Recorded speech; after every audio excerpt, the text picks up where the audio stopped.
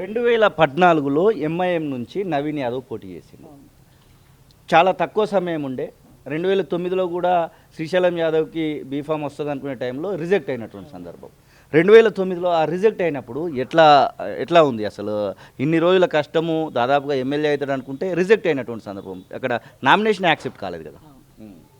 ఇక దానికి మేము ఏం బాధపడలే బేట, ఏం బాధపడలే. మేము ఎన్ని మాటలు 3 సార్లు 4 సార్లు ఓడిపోయినా కూడా మేము బాధపడలే. ఎందుకంటే ప్రజల మనసులలో ఉన్నాం. అప్పుడు మా చిన్నప్పటి సంది ప్రజల, నా పెళ్ళి అయిన సంది ప్రజలలోనే ఉన్నారు. నా కొడుకు పెద్దగా నుంచి ప్రజలలోనే ఉన్నాడు. మేము ఎప్పుడు ఏం భయపడలే. ఓడిపోయినాం కదా అని చెప్పి లోపల పోయి కూర్చొని బయటకు వెళ్ళకుండా అయితే లేము. బయట తిరిగినాం, పబ్లిక్లో తిరిగినాము. నా కొడుకులు ఏ చిన్న దావత్లైనా నా కొడుకులు ముందుంటారు. ఏ ఆపద వచ్చినా, ఎవరన్నా పెండ్లు ఉందని వచ్చినా, ఏదన్నా ఇట్లా అన్న బాధ ఉందని వచ్చినా ఉన్న కాడికి తోసింది ఇస్తారు. చదువులకైతే కంపల్సరీ తోసింది ఇస్తారు. 2014లో అంత ప్రచారం చేశారు, అంత చేశారు, కానీ ఒక 10,000 ఓట్లతో ఓడిపోయినటువంటి సందర్భం. అప్పుడు ఏంటి అసలు మీ సిచ్యువేషన్ ఏంటి? ఇటు మీ కూతుర్లు కానివ్వండి, మీ చిన్న కొడుకు, ఆ పోటీలో పాల్గొన్నటువంటి నవీన్ యాదవ్, మీ ఆయన ఎట్లా అనుకున్నారు? నెక్స్ట్ స్టెప్స్ ఎలా ఉంటే బాగుంటుంది అనుకున్నారు? అప్పుడు మేమేం బాధపడలే బిడ్డ. అంటే వాళ్ళు కావాలని చేశారు, కానీ మనమేం ఓడిపోయినందుకు మేమేం బాధపడలే. యూనో మాకు వాళ్ళు ఎదగనీయకుండానే చేసిర్రు. రాజకీయం వాళ్ళందరూ ఎదగనీయకుండా. మీకు కులం అనేది ఎదగకుండా చేసిందని అంటారా? కులం అనేది ఒకటి, వాళ్ళు ఎదిగితే వీళ్ళు ఎదిగిపోతారో అన్నది ఒకటి. ఇప్పుడు ప్రజలలోనే మంచి పేరు ఉంది. ఈ పేరు ఇంకా ఎక్కడి దాకా తీసుకుపోతుందో అన్న నమ్మకం కూడా మాకు ఉంది వాళ్ళ రాజకీయం వాళ్ళకి. ఇక అందుకే మేము కూడా ఏమనలేదు, మాకు కూడా ఏమీ భయపడలేదు. మేము కూడా ఓడిపోయినాక పోనీ మనకి ఎందుకులే అని ఇంట్లో కూర్చోలే. మేము ఎప్పుడు ప్రజలలోనే తిరిగారు. ఇదే సందర్భంలో వర్ష యాదవ్ గురించి మాట్లాడుకోవాలి. ఎందుకంటే నవీన్ యాదవ్ విజయంలో వర్ష యాదవ్ పాత్ర అనేది కూడా చెప్పుకోవాలి. ఆ ముందు పంపడానికి మీ కోడలు ఎలాంటిది అంటే ఏం చెప్తారు? అత్తగా చాలా బంగారం అని చెప్తా, బంగారం అని చెప్తా. మొన్న ప్రచారం గురించి మాట్లాడాలనుకుంటే, ప్రచారం అయినా ఇంట్లో అయినా బయట అయినా నా కోడలు బంగారమే. చాలా ఉత్తమమైనటువంటి కోడలు అని చెప్తారా? కోడలు అంటే కోడలు తల్లి, అత్త కోడళ్ళ లెక్క ఉండం మేము. తల్లి కూతురు లెక్కనే ఉంటాం. ఇంట్లో తల్లి కూతురు లెక్కనే ఉంటాము. ఇక బయట కూడా అందరి నోట్లలో కూడా అదే అందరి అని మంచిది కూడా.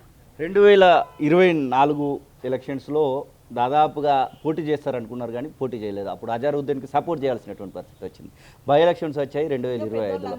ఈసారి సపోర్ట్ చెయ్యి నువ్వు, నెక్స్ట్ టైం చూద్దాము అని మా కొడుకుని చెప్పారు అందరు పెద్దోళ్ళు వచ్చి.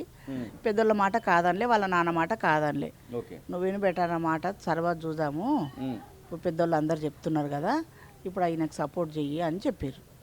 చెప్తే సరే అని ఆ మాట తీసుకొని వెనకకు తీసుకుని మా కొడుకు. తండ్రి మాట జవదాటాడు, తండ్రి మాట జవదాటాడు, ఏదంటే అది.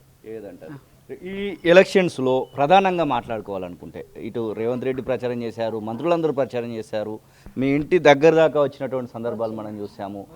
ఎవరికి ఎక్కువగా మీరు, అంటే దాదాపు అందరూ పనిచేసి ఉండొచ్చు, ఎవరికి మీరు కృతజ్ఞతలు చెప్పదలుచుకున్నారు ఈ విజయం?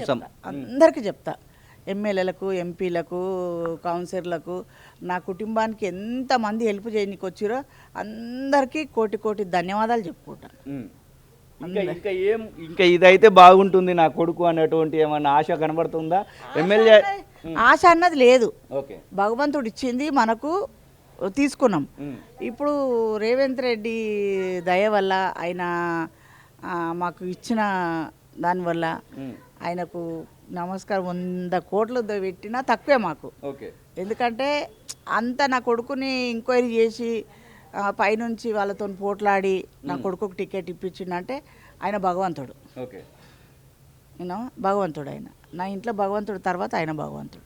అంటే ఇంట్లో ఉన్నటువంటి దేవుని తర్వాత రేవంత్ రెడ్డిని దేవుడు అని చెప్తా ఉన్నారు. ఇది చాలా పెద్ద స్టేట్మెంట్ అమ్మ వాస్తవానికి. అయితే మీ కూతుర్ల గురించి మాట్లాడుకోవాలనుకుంటే, 2 కొడుకులు 2 కూతుర్లలో శైలజ, అలాగే ఇంకో కూతురు, మొత్తం నా బావ కూతుర్లతో 11 మంది కుటుంబము ఇక్కడ కనబడతా ఉంటుంది. 11 మంది కూతుర్లు, 3 కొడుకులు.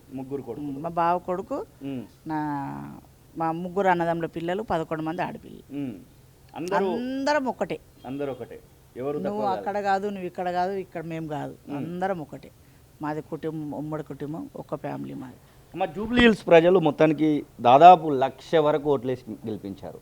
మీ కొడుక్కి మా వేదికగా చెప్పాలనుకుంటే ఏం చెప్తారు, ప్రజలకు ఏం చెప్తారు? ప్రజలకు ఒకటే నేను చెప్పేది, నా కొడుకును ఆశీర్వాదించి నా కొడుకుని గెలిపించినందుకు మీ ఒప్పుకున్న పనులన్నీ బాజాబ్తా చేయగురుస్తా. ఓకే, చేయమనే చెప్తా, చేపిస్తా కూడా. అది మనం ముఖ్యం కదా. ఇప్పుడు మనకు వచ్చిందని మనం పక్కకు కూర్చోవద్దు. అందులో అది విన్ అయితేనే మళ్ళీ మనం నెక్స్ట్ స్టెప్ వేయొచ్చు. అవును, అంతే కదా. ఇప్పుడు మనం వాగ్దానాలు చేసి వచ్చినాం, Yes. ఆ వాగ్దానాలు నెరవేర్చాలి కదా. అవును. అది నెరవేరిస్తేనే రేపు రేవంత్ రెడ్డి పేరు నిలబడుతుంది, రేపు మన పేరు నిలబడుతుంది, 20 నిధులు మళ్ళీ గెలవడానికి మళ్ళీ గెలవడానికి అవకాశం ఉంటుంది. Yes. ఇప్పుడు మనం గెలుచుకొని ఇంట్లో కూర్చొని మందితో మాటలు పడేదానికన్నా అది చేసింది గొప్ప పేరు తెచ్చుకోవడం బెస్ట్ కదా. ఓకే, తండ్రి గెలవలేకపోయాడు, కొడుకును గెలిపించారు తల్లిదండ్రులు ఇద్దరు కలిసి. ఈ స్టేట్మెంట్తో మీరేం చెప్తారు? మీ ఆయన గెలవలేకపోయాడు రాజకీయంగా, భర్తనే గెలిచిండు అనుకో. ఇప్పుడు అంతేనా?